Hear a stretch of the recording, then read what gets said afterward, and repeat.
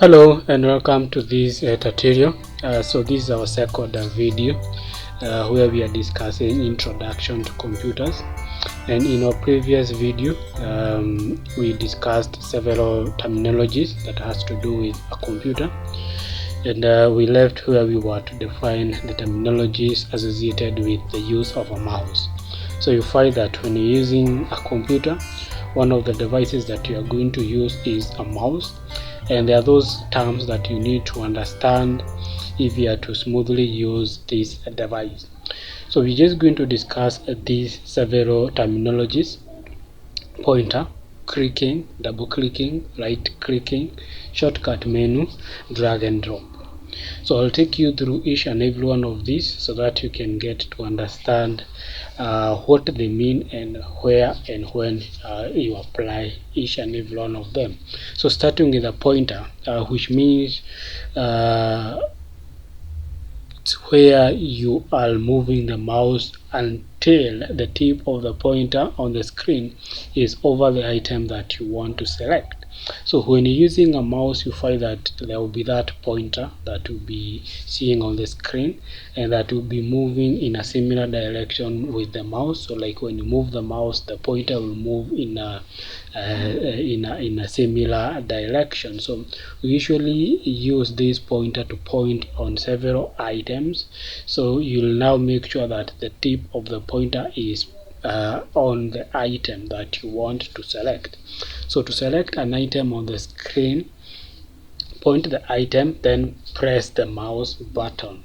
So use the left mouse button, or we use the left mouse button for most cases, but still there is the right mouse button, which we call the secondary button, which is used to quickly accomplish several given tasks.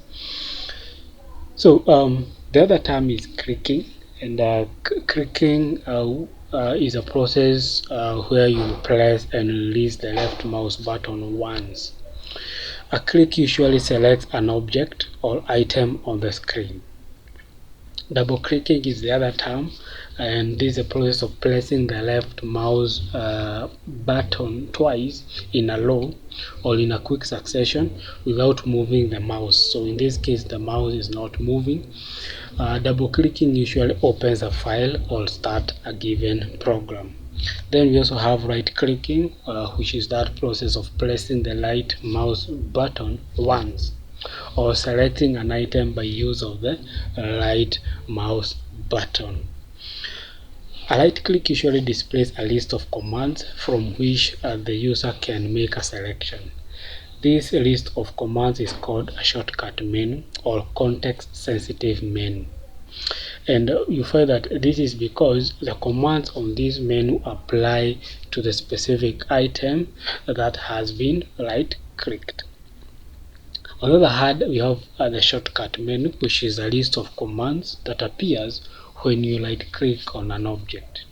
A menu that shows a list of commands specific to a particular right clicked item. So this menu of commands that will appear will be specific on whatever item that you have selected. So like they will vary. So have you right click on a certain object, there are those commands that will appear. Have you right click on an empty space on maybe on the desktop, there is the list of commands that will appear. Drag and drop is another term, and this is whereby the user moves an item from one location on the screen to another. And to do this, to move an item on the screen by dragging one, what you need to do is to point on the item you want to drag, then two, press and hold down the left mouse button, and three, slide the mouse until the pointer reaches the desired position on the screen while still holding down the mouse button. Then four, and the last, release the mouse button to drop the item in its a new location. So that's the process of drag and drop, and those are the terminologies that are associated with the use of a mouse. Moving on, the next thing that we are going to look at is computer system. So when we were starting, we defined what a computer is, and we said it is an electronic device with internally stored programs that will help you to manipulate data or change data into information. But then you find that a computer is not just a one device thing. So it is a composition of several devices or entities that helps us to achieve a desired goal. So all things can be viewed as being made up of small independent components or subsystems that comes together to form a bigger, more complex system. For instance, a school can be as a system with students, teachers, accounts departments, and administrations as subsystems. The school system itself is a subsystem of the Ministry of Education, for instance. So, the term a computer system, therefore, can be defined as a collection of independent entities that collectively work to achieve a desired goal. A computer system consists of the computer itself and supporting devices for input, output, processing, and storage of data such as disks, monitors, printers, etc. The term computer system can also refer to a complete set of devices required to use and operate the computer. Computer system is the complete set of devices that make a computer work as one unit. So all these are the different ways that you can use to define what a computer system is. So basically we just want to see in your definition the mention of the several devices, the several entities that works together to accomplish a certain goal. So use whichever terms possible. A computer system consists or is made up of four basic elements that are interrelated and work in unison. The four elements are the hardware, the software, the liveware, or the computer user. As I had promised earlier, we are going to look at the different computer components, and the main ones are the hardware and the software, but we also have the user or the liveware. So on this other side here, I have a table or have a tree that is helping us to understand the computer system and the several components that makes it up. And we have the computer system on top here, which is made up of two main components, that is the software and the hardware. Then under the hardware, we have them again subdivided into several categories. We have the peripheral devices. Peripheral devices, as we said, are those devices that will be connected to the system unit or the CPU to just help the computer accomplish any given task. We have the file or the database. We have the CPU, and we have auxiliary equipment. So these are those equipments or devices that will be used for storage. Then under the CPU, we have it again subdivided into three parts. We have the arithmetic and logic unit, we have the control unit, and we have the memory. So we'll be discussing each and every one of these in details as the lesson advances. Then we have the softwares again being subdivided into two main categories or types. We have the application softwares and we have the system softwares. Under the system softwares, again we have them again subdivided into several categories. We have the operating system, we have the utility programs, we have the programming languages, and we have the manuals. So if we get time, we'll be discussing each and every one of these in detail. So getting back to the computer components, we'll discuss each and every one of these in detail. So we'll start with the hardware, then followed by the software, and then the liveware. So let's get started with what is a hardware and how do we use it in a computer system. So hardware. These are terms that is used to describe all the physical and tangible devices that will make up a computer system. So all those components that you can see and touch and feel in a computer system are what we call hardware. So a hardware will also include all mechanical and electronic elements found in a computer, e.g. the system unit, transistors, diodes, name them. Hardware devices also enables users to enter information into a computer, view the output on screen, print out our work, store and process the work. So we talked about input, or we'll be talking about input devices, output devices, storage and all that. All those are hardwares that will help us to accomplish a desired task. The hardware elements of a computer are generally grouped or subdivided into four major categories as follows: input devices, output devices, processor and storage. Again, we are going to discuss each and every one of these so that we get to understand what they are. And remember, they are all hardwares. They are things that we can feel and touch, and they are found in a computer system. So starting with input devices, these are devices that are used to communicate with a computer basically. They enable the computer to use, they usually enable the computer user to enter data, maybe information and programs into the computer. And you also find that they also let the user issue commands to the computer. You'll actually use in an input device to instruct the computer to do something specific. An input device converts the input information into a machine sensible or readable form. You also find that the output devices are used to extract or disseminate processed data from the computer. They display the results of all the information that has been processed. They also convert machine-coded output results from the processor into a form that can be understood by people. So what are we saying? That while input devices will be used to input information into a computer system, output devices will be used to output information on a screen.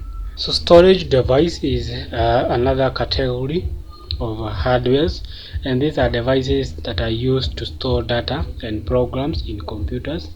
They include a hard disk, a floppy disk, although they are not in use, magnetic tapes drives, cassette tapes, optical disc like the DCDs and the DVDs, random access memory, just to mention but a few.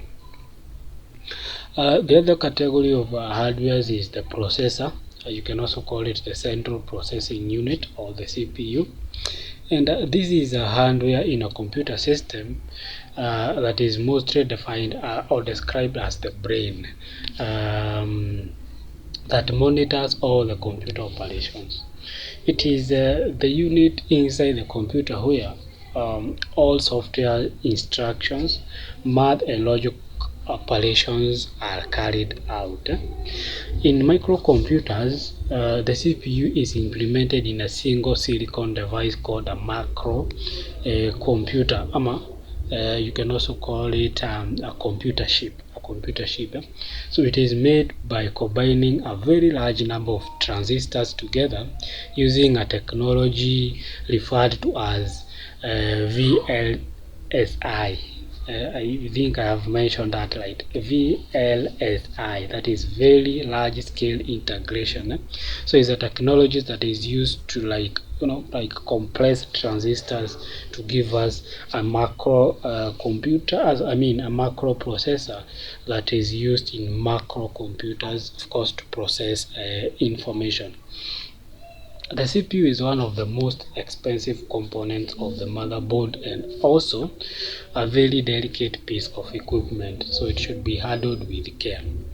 The CPU has a label such as Pentium, Intel, it can be IDM, all that shows its type and the manufacturer of that macro processor.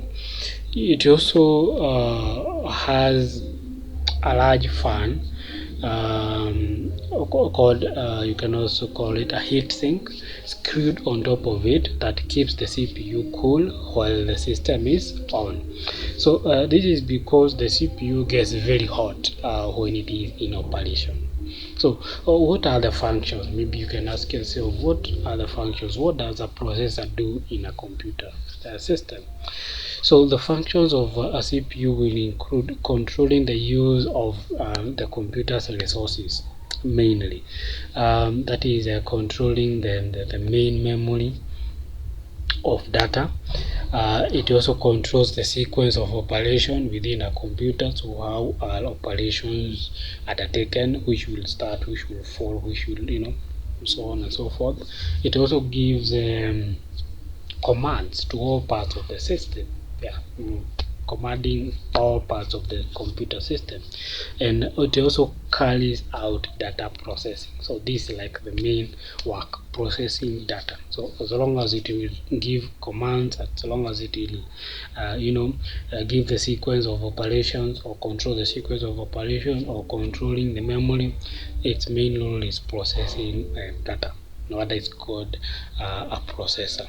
So those are the divisions of all subcategories of hardwares, and I think we've discussed them in length: input devices, output devices, processor, and storage. Memory is one of the computer's resources that should be shared among the various applications running in a computer system. You'll also find that we usually use these memory devices to store information in our computers for permanent storage or for future reference rather.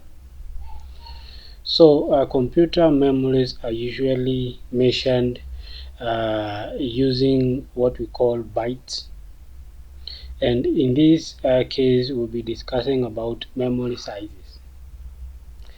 A computer memory is made up of many storage cells called bytes. Each cell or byte is capable of storing 8 bits or binary digits, and it has a unique numerical address. So there is what we usually call the machine language or the computer's language, which usually use digits, that is 0 and 1. Each digit we usually refer to it as a bit. The two digits or the two bits will not make any meaningful meaning as they are. So they're usually stored in groups of 8, and each group is called a byte. Generally, the memory size of a computer is usually measured in bytes, as I've said, and given now the size of the memory, you'll find that different prefix will be used. For instance, there is the prefix K, which is taken to be 1024 bytes. For example, when the size of a computer memory is quoted as being, let's say, 256 kilobytes, this implies that there are 262 144 memory cells, or the computer has 256 multiplied by 1224 bytes, which is equivalent to 262,144 bytes of memory. So what are we saying? That the prefix k is equivalent to 1024 bytes. So if any memory, for instance, it has a size of 256, so what you just need to do to know the actual memory size is to multiply the memory by 1024 bytes. So in this information that we have here, I've tried to break down the memory sizes from the smallest to the possibly the largest, although we also have the terabyte and all that. So the smallest memory size that we say or that we have is usually a byte.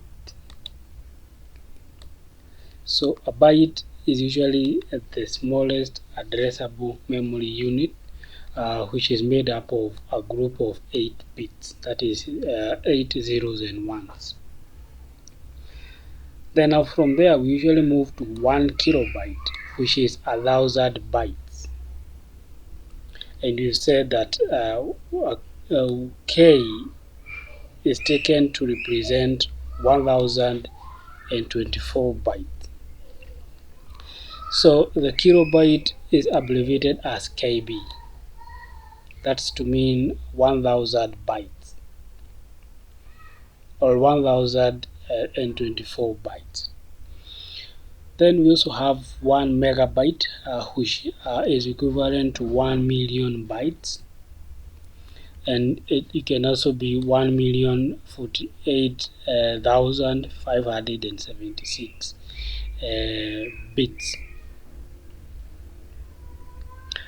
bytes.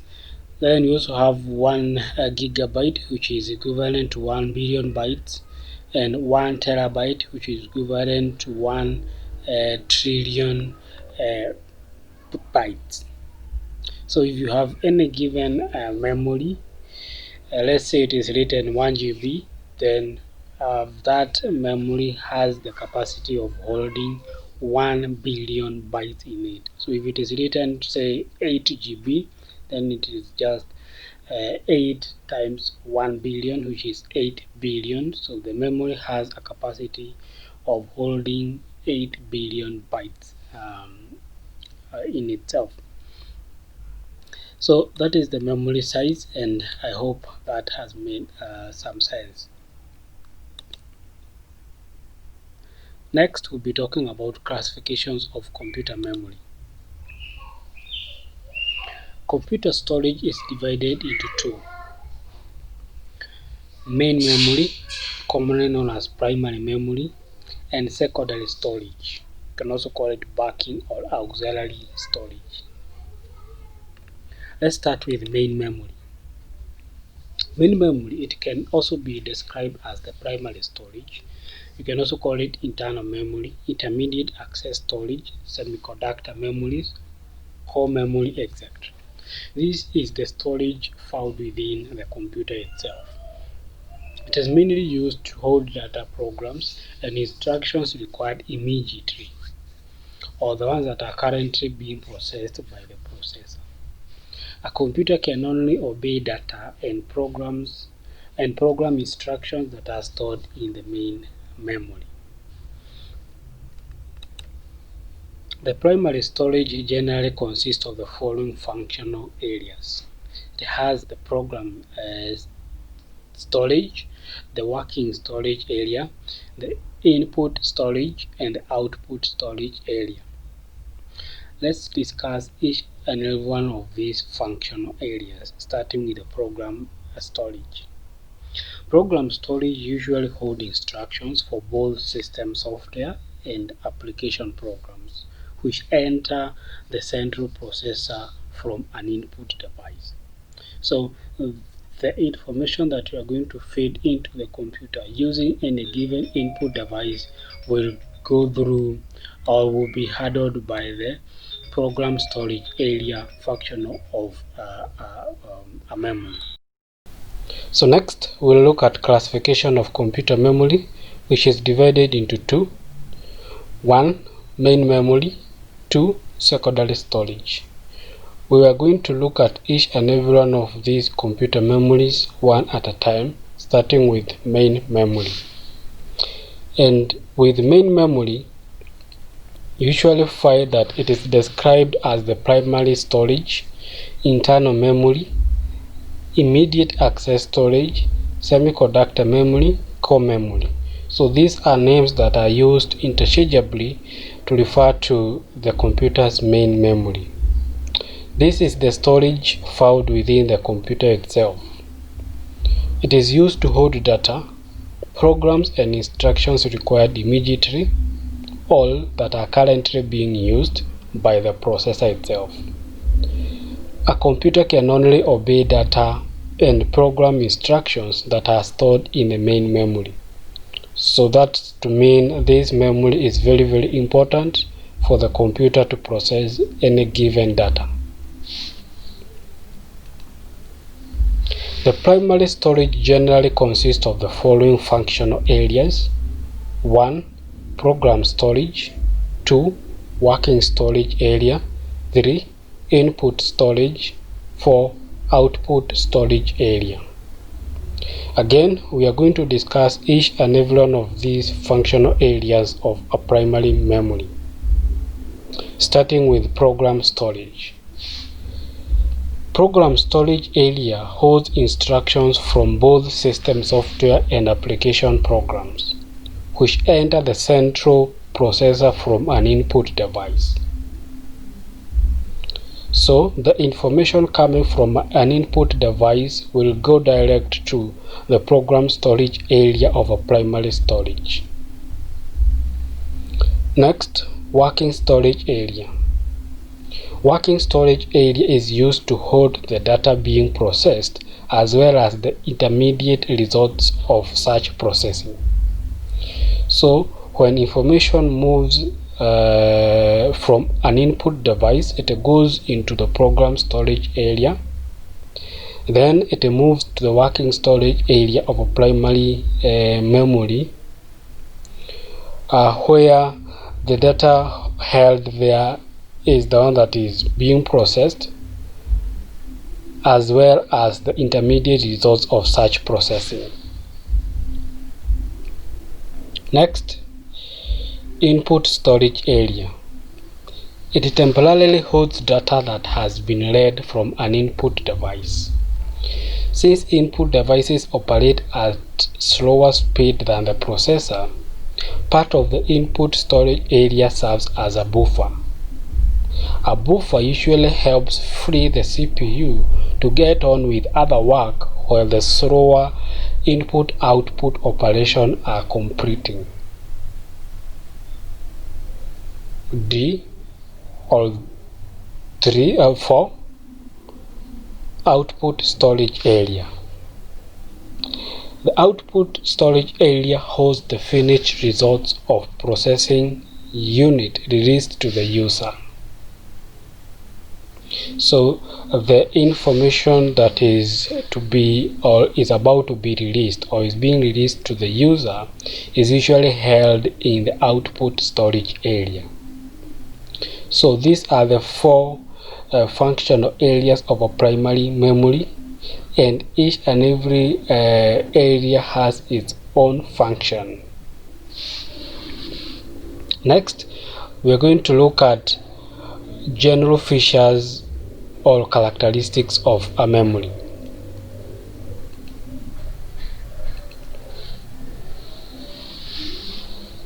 Its operation is wholly electronic and therefore is usually very fast, accurate and reliable. Data must be transferred to the main storage before it can be acted on by the processor. It provides direct data access. That is, data is instantly accessible from the main memory and the processor can act direct on the data.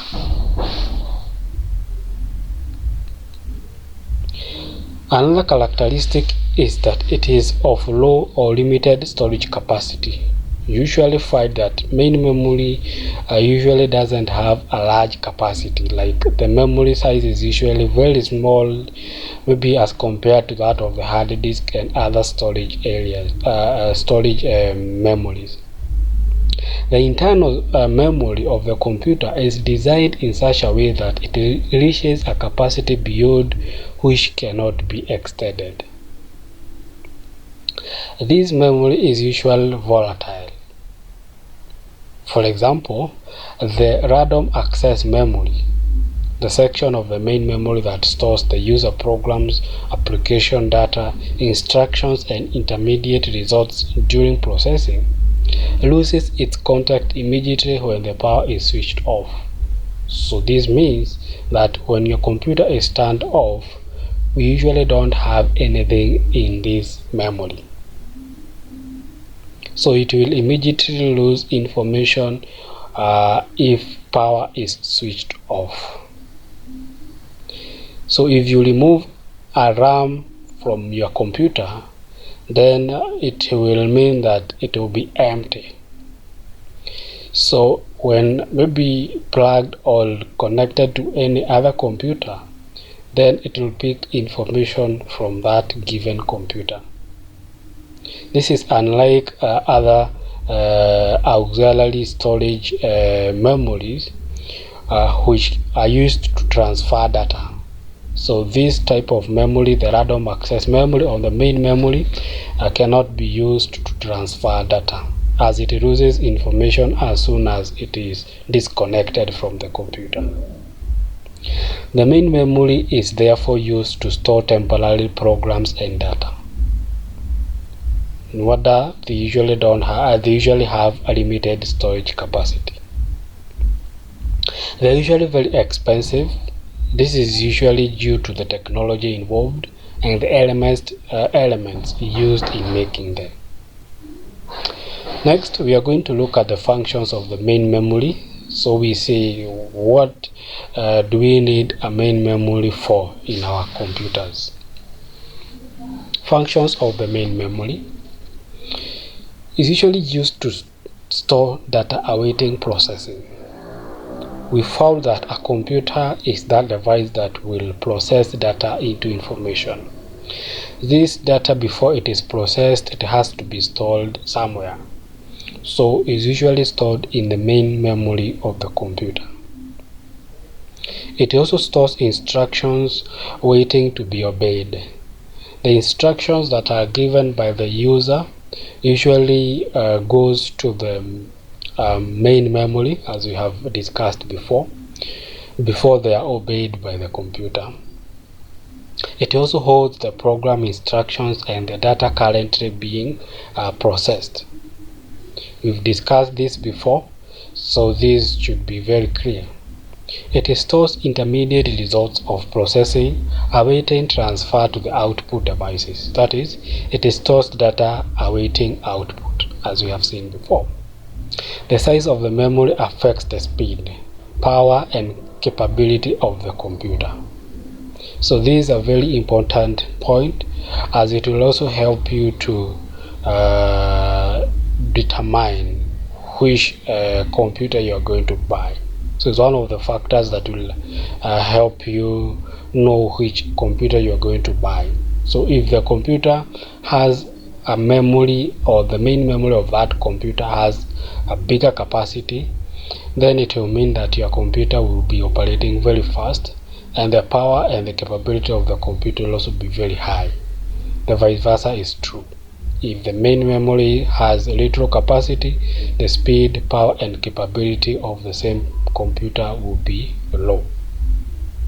How do we classify primary memory? The main memory can be classified into three sections. Section 1, the first microprocessor internal registers. Section 2, read-only memory ROM. Section 3, random access memory RAM. We'll discuss the two, read-only memory and random access memory. starting with read-only memory, ROM. This is a memory that can only be read but cannot be written to. That is, the user can only read the information in it. Hence the name read-only memory. It provides permanent storage of data. That is, the context in ROM cannot be changed at will. This is because the program instructions and the associated data stored in the ROM are developed and installed during the manufacture of the computer hardware by the computer manufacturer, and therefore they cannot be changed during normal operations. Thus the term read-only. So when the memory is being programmed, that's when information is stored in it. Hence when information cannot be changed by the user at any given time or at will. ROM is non-volatile. This is to mean it doesn't lose information if the power is disconnected. The information will remain intact. Therefore, it cannot be affected by switching the computer on or off, like the case of random access memory. ROMs usually forms a small proportion of main storage. It contributes to about 30% of the internal memory, while RAM will take the 70%. ROMs are used in situations where the data or instructions must be obeyed or held permanently. It is used to store vital data and programs which need to be held in the main memory all the time. For instance, they are used to store essential files, especially those the computer uses while booting or starting up. So when you are starting the computer, there are those files that are required to help the computer start or boot. So we usually store them, or they are usually stored in this type of primary memory, random, that is read-only memory, ROM. And because we usually need them every time we are starting a computer, therefore they have to be stored in a place where they will always be intact, in a place where we will always find them. Common uses of read-only memories will include: it stores firmware. Firmware are bootstrap programs. These are essential files that the computer uses while booting or starting up. So we usually call them firmwares. So those files, so those important files that will be required during booting. It also stores the system data and instructions that are necessary for the normal functioning of the computer system hardware. Let me just give you an example. It usually stores the operating system program, which is necessary for the initial coordination of the hardware and the operating system programs. Another function is that it also stores control programs. These are used for the operation of the computer and peripheral devices. For example, the BIOS, the basic input-output system, is stored on ROM because the user cannot disrupt the information. So these are important or essential files that are required by the computer and that the user is not required to change. So they are stored in this memory because the memory cannot be edited, cannot be changed. Because if you change maybe anything in those files, it may affect the normal operation of your computer. It also stores translation programs. So these are called converters. We found that the computer usually uses the machine language. So as human beings, we cannot be able to understand this language. So we need programs that we call language translators that will translate the machine language to human language. These translators are also stored in this memory, we call read-only memory. It also stores special functions or facilities peculiar to a given machine. It also stores character generators for printers and video displays. You see, all these are important files that we require on our daily use of a computer. So you find that they will be stored in a place where they cannot be tampered with. It also stores ROM lookup tables. These are still important stuff for the computer.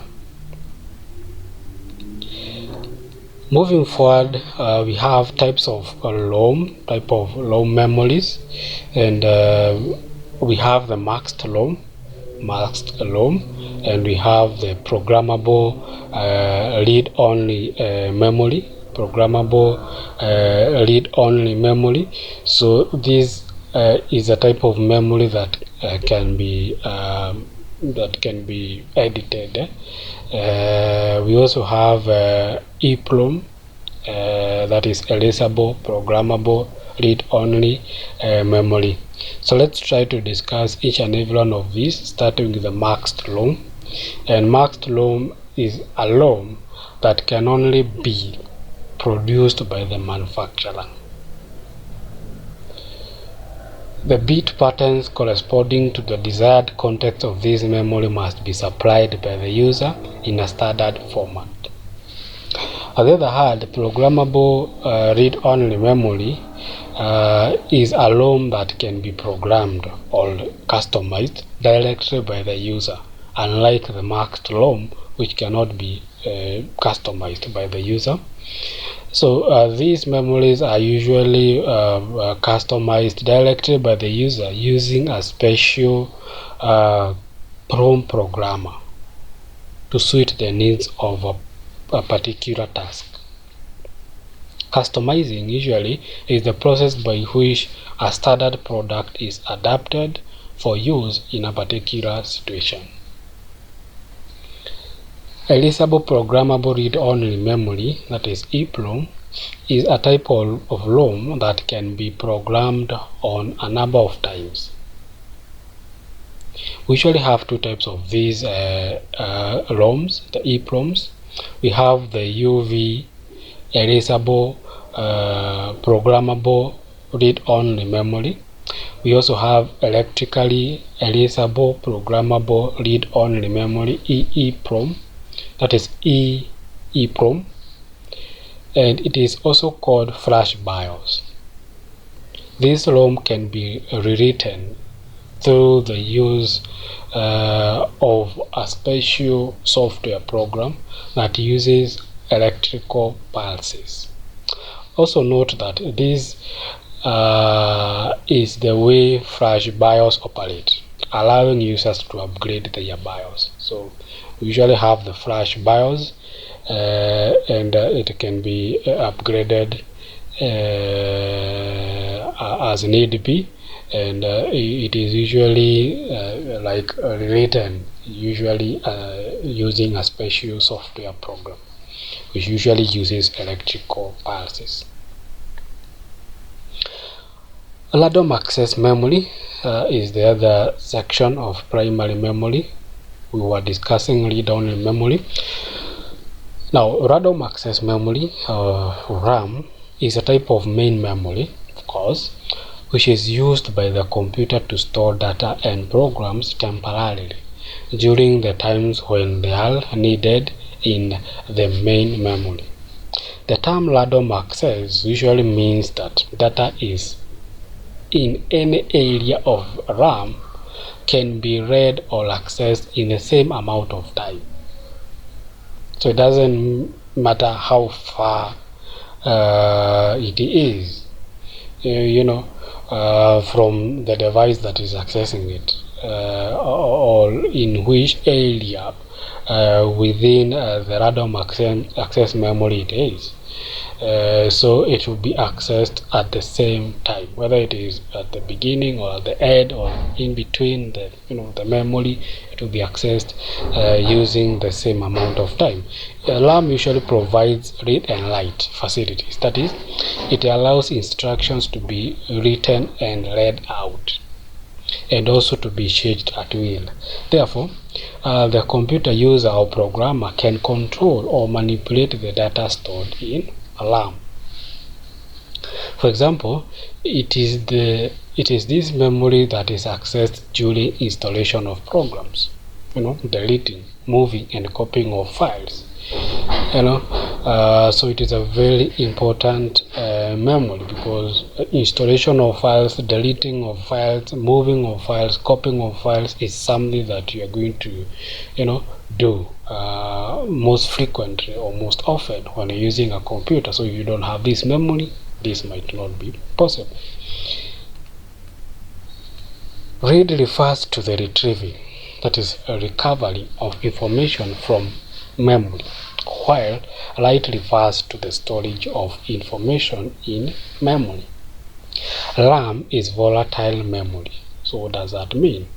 The contents of this memory are usually lost, blabbed off, when the computer supply or the computer is switched off. So that's what we mean by volatile. RAM forms the major proportion of main storage. That is, it contributes to about 70% of the internal memory. It is the memory used in large quantities in main memory, and every computer must specify its size. So even when you're starting the computer, sometimes you might see a black screen, and maybe on top there it is calculating the amount of RAM that you have in a computer, and there is that specific, or there is that minimum memory size that your computer should have to operate in a given memory. I think allowed 256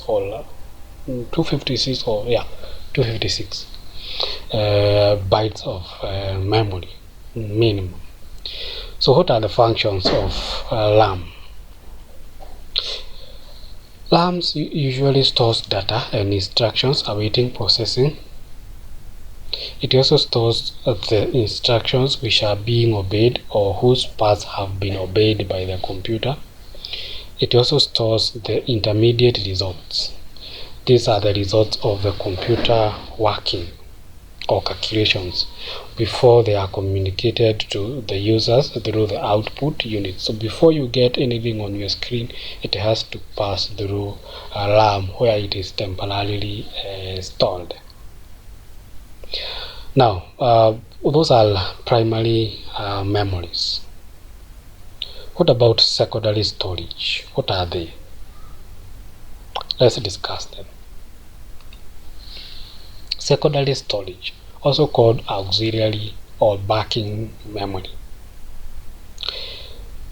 These memory are used by the computer to hold programs, data files, and backup information that is needed immediately, not currently in use necessarily by the processor. So the secondary storage is used by the computer to hold programs, data files, and backup information that is not needed immediately, that the processor does not need at that given time. However, context in a secondary storage media can be quickly transferred into the computer's main memory for processing when required. So you can have the context of a secondary storage media being transferred into the computer's main memory, maybe RAM, if they are required for processing. But of course, that will mean that your computer may turn to be slow a little bit, because accessing these secondary storage media is a bit slow. These memories are usually very slow, the secondary storage media. are relatively slow as compared to the primary storage medias. It is also used by the computer to supplement the computer's main memory in case of mass storage purposes. So we said that the main memory usually has low capacity. So in case where mass storage purposes is required, then the computer secondary storage media will act as a supplement. They will be there to be used to store the excess information or the excess files that are required for processing. The storage is provided by less expensive devices such as magnetic disks, that is a hard disk, Winchester disks, magnetic tapes, cassette tapes, punched cards, zip drives, optical disc, which includes CD-ROMs or WOM, that is light once, read many discs, and digital video discs, that is the digital versatile disc, the DVDs, which can be connected to the computer. So these are just examples of secondary storage devices which are less expensive as compared to hard disks, which are less expensive as compared to the primary memories like the RAM and the ROM. Now let's discuss hard disk, because this is an example of a secondary storage media that we are going to find in a computer. So hard disk. Hard disk is made up of a metal and is usually rigid or firm. It is not removable like the floppy disk or the CDs and the DVDs, but it is fixed inside the computer. However, it works on the same basic principles just like any other storage devices. A hard disk is made up of one or more platters or disk plates, as you can see above here. So these are disk plates which usually makes the hard disk, which are arranged on top of one another, like you can see in this case. The platters are made from a metallic material, usually an aluminium alloy or glass, in order to make them light. So if you hold a hard disk, it's usually not that heavy, even if it has all these platters. This is because they are usually made of aluminium or glass that's not heavy, that is light. The glass platters have enough ceramic within it to resist cracking, and also they can better resist the heat produced during operation. So these are just mechanisms to to prevent cracking of these platters and also to resist the heat produced during the operation. Each platter is coated on both sides, so on this side and on this other side, the platter will be coated with a magnetic material, which is usually iron oxide, by the way, which enables data to be recorded on the platter. This is why many platters are brownish orange in color because of this magnetic coating. The mixture of the magnetically sensitive substance is poured on the platter, then spinned to every it is spinned to evenly distribute the film over the entire platter. So it is the magnetically substance is poured on this platter, and then the platter is made to spin so that the substance, that magnetically substance, is distributed evenly within the entire platter. So the substance will be poured here, for instance, and then this nini will be made to spin so that that substance can be distributed evenly within the entire platter.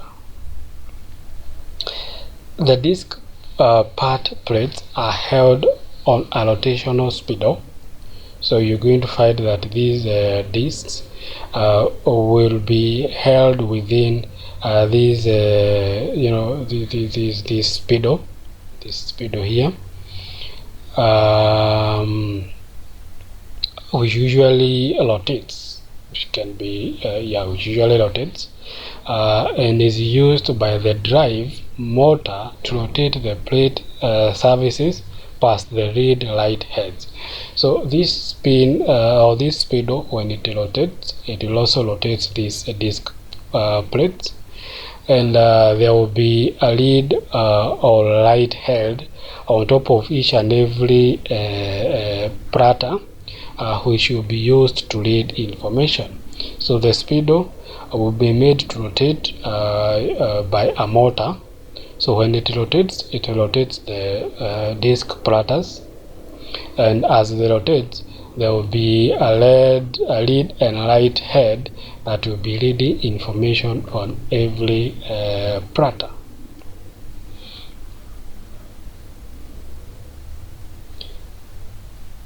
Data is written and or read from the disk using the read and write head in the disk drive under the influence of computers' command signals. So this read and write will be as a result of a command given. The heads are attached to a device or an access lamp called the head, which is used to move the read or write head across the platters to the destination track. There is usually one read or write head on each side of the platter. So on each and every platter there will be a read and write head that will be used to read the information.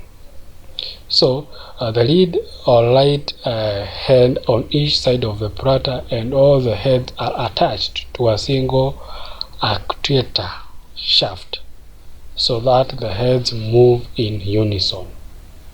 So to make these heads move within the same way or move in unison, we usually have the heads attached into a single actuator shaft to make them as well move in unison.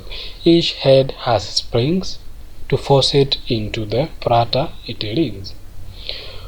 When off, the heads float between the surfaces of the platters, which are held in a vacuum that enables it to spin or rotate around very quickly. When the drive is running, the platters rotate, causing air pressure that lifts the head slightly off the platter surface. The disc rotates and the heads can move in and out over the surface to record or read data on the various tracks. So we usually have these disc platter having some tracks. There are some sort of lines moving around these platter. So it is within those tracks that will have information, and again these tracks are again subdivided into what we call sections, which again will store different information, and it will be read from there using the read and write head, which we said will be fixed into a single actuator shaft to make them move in unison. The lead and light heads do not touch the disc plates recording surface. They fly over to avoid the lead or light heads clash, which may result in the wearing away of the magnetic coating over the recording surfaces that may cause loss of the recording property of the magnetism. So we found that there will be some air pressure that will be created while these discs are rotating. So this air pressure now will make the lead and light heads to kind of float on top of the platters to avoid crashing and also to avoid the wearing away of the magnetic coating.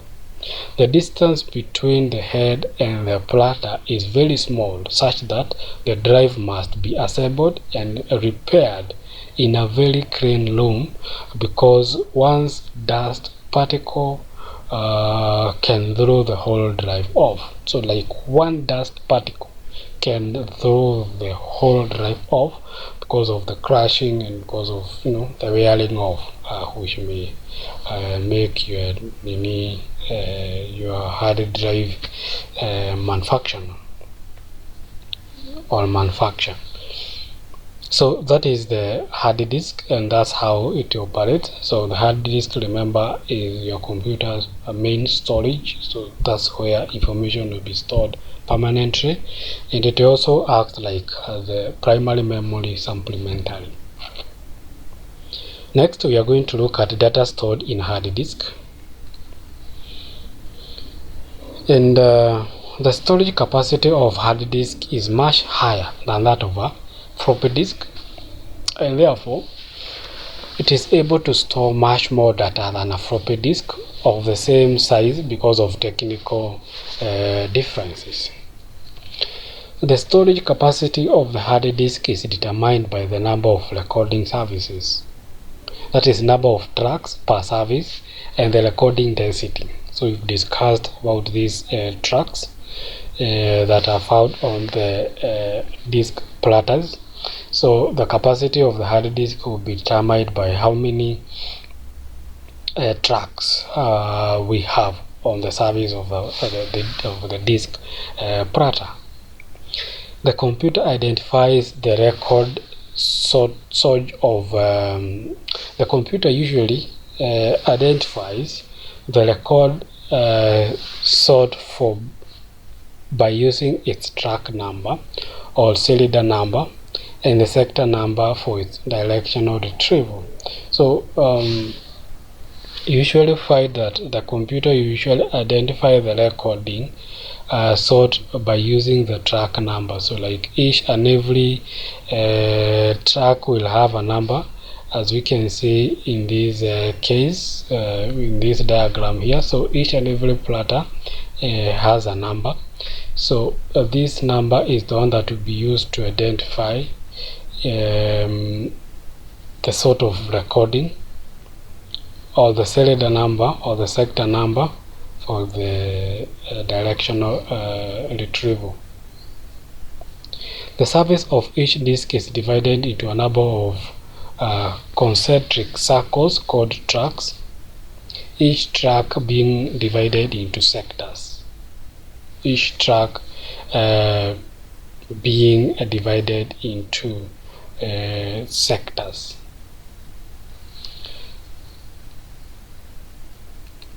Next, we are going to look at factors to consider when selecting a computer system. So we have various factors that you will have to consider when you are selecting a computer or when you are buying a computer. These factors will include economic factors, hardware factors, software factors, service factors, and reputation of a manufacturer. So we are going to discuss all these factors one at a time. For instance, when we're talking about economic factors, we are talking about cost comparison. When you're going to buy anything, not just a computer, you'll have to compare the prices of the device, among different sellers. You also have to look at the acquisition methods, return on investment. How will that thing help you? Because you have invested in it, how will it help you at the end of the day? When we talk about hardware factors, we are talking about performance, we are talking about the reliability of that device, we are talking about the capacity, we are talking about also the price of that thing. We are also talking about the firmness of delivery date, accessibility of backup facilities, presence or absence of modularity. We are also talking of effective life of the proposed hardware. We are also talking of compatibility with existing systems. So we need to be compatible with the systems that you already have. On the other hand, when you're talking about software factors, we are talking of software performance and price. So how much will it cost you? How will it be performing? Will it be slow? Will it be fast? Will it be moderate? Firmness of delivery date and the proposed softwares. Availability of useful and well-documented packaged programs. So does it have documentation? Does this software have documentation? Ease of use and modification. So can this software be modified? Is it easy to use? When you're talking of service factors, you're talking of maintenance terms and quantity. So are maintenance services provided and for how long? Training facilities offered to the quality of training provided. So like, will training be offered to you, and what will be the quality of training that will be provided? We're also talking of programming and conversation assistant offered. So will you be assisted if any modifications will be required in terms of changing how the software works, which may require programming? So will that be provided? Facilities provided by the manufacturer for checking new programs, all that. And lastly, reputation of a manufacturer. So what are we talking about here? Financial stability. So how stable is this manufacturer in terms of finances? Clean record of keeping promises. So like, if you are promised this, will they always heed to that promise, or will they tell you this and then coming on the actual date, maybe they fail to keep the promise? So those are the factors that you'll have to consider when you are selecting a computer, or when you are buying a computer. So in our next lesson, we will be discussing at length the hardware factors, the software factors, and all those factors that you have seen at length, so that we are able to understand them better, so that when you go to buy a computer, you are able to select the computer that suits your needs, and a computer that will always help you at the end of the day. See you in the next lesson.